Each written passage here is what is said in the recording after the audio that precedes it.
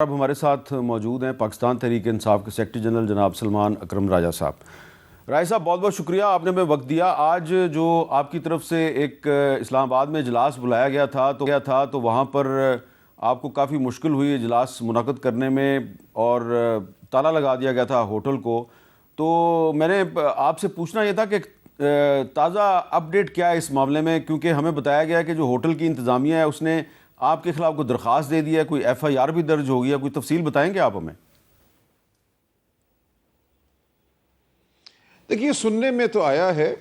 بہرحال ہم نے ایک اجلاس کہہ لیجئے یا ایک پریس کانفرنس کہہ لیجئے، وہ تو منعقد کی ہوٹل کی لابی میں۔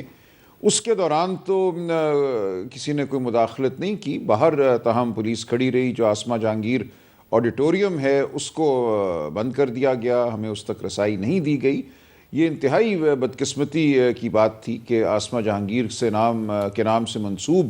ایک آڈیٹوریم کو ان لوگوں نے بند کیا جو آسما جہانگیر کا نام لیتے ہیں، آسما جہانگیر گروپ بھی کہلاتے ہیں۔ یہ سپریم کورٹ کے زیر انتظام ایک عمارت ہے، سپریم کورٹ بار ایسوسی ایشن کے زیر انتظام،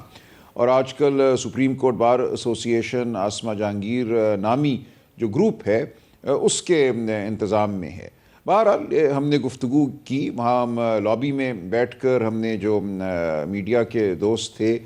کے لیے آئے تھے، تو وہاں ہم سب نے بات کی، آئندہ کے لیے ایک آپ کہہ لیجئے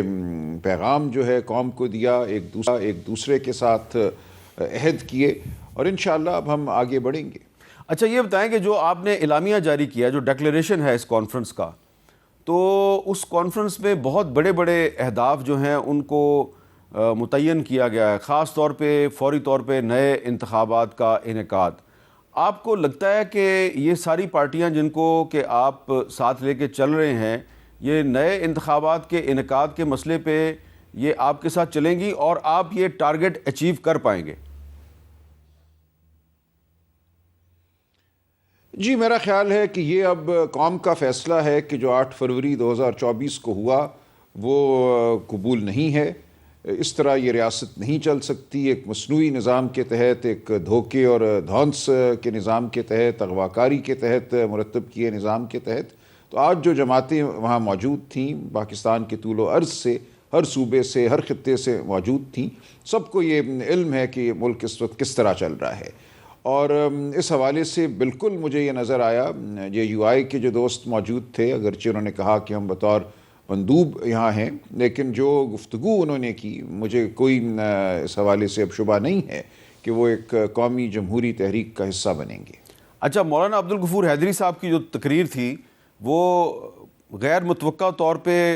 یہ کہا جا سکتا ہے کہ کافی سخت تقریر تھی، تو لگتا یہ ہے کہ ان کی سوچ میں اور آپ کی سوچ میں کوئی زیادہ فرق نہیں ہے، لیکن آپ کو کچھ سمجھ آئی ہے کہ ابھی تک جے یو آئی ایف جو ہے وہ کھل کر آپ کی پارٹی کے ساتھ مل کر کوئی عملی جدوجہد کرنے کے لیے تیار نظر نہیں آتی؟ اس کی کیا وجہ ہے؟ نہیں، دیکھیں، یہ گفتگو شروع ہوئی ہے نا اس حوالے سے، اور آج کی تقریر تو انتہائی حوصلہ افزا ہے مولانا غفور حیدری صاحب کی۔ ماضی میں رہے ہیں کچھ معاملات، ان کا ذکر دیگر دوستوں نے کیا، لیکن میں سمجھتا ہوں ماضی، جیسا کہ میں نے عرض کیا کہ ماضی میں غلطیاں سب نے کی ہیں، ہمیں ایک دوسرے پہ انگلیاں اٹھانے کی ضرورت نہیں ہے۔ آئندہ کے لیے اب ہم نے ایک تہیہ کرنا ہے، ایک دوسرے سے وعدہ کرنا ہے کہ کوئی بھی اقتدار کی کرسی کی خاطر کسی کی گود میں نہیں بیٹھے گا، اسٹیبلشمنٹ کی گود میں نہیں بیٹھے گا، انگلی نہیں پکڑے گا۔ اب ہم عوام کی سیاست کریں گے، جمہور کی سیاست کریں گے۔ تو یہ بات آج بہت وضاحت سے ہوئی، اور جس رقت آمیز میں سمجھتا ہوں لہجے میں گفتگو ہوئی آج،